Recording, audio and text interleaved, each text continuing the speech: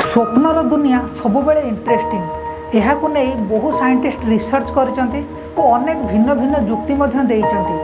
अनेक समय आम स्वप्नर एमिति जिनस देखू जार कौन रिलेवेंस नहीं। स्वप्नर दुनिया रे आम मन जितेबले एपरी जिनस कल्पना करे जार विश्वास करने कष्टकर हो पड़े।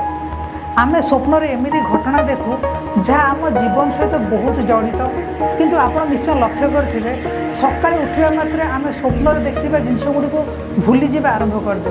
वैज्ञानिक मतरे आम जितेबले निदर एक विशेष पर्यायर थाऊ यही समय मध्य आम स्वप्न देखि थाऊ एवं आम स्वप्नर मेमोरी ब्रेन रो एक अंशरे स्टोरेज हो रही थाए जहाँ क्षणस्थायी। जितेबले आम निदर उठी थाऊ ब्रेन रो यही अंश संपूर्ण रूपे लिभि जाए।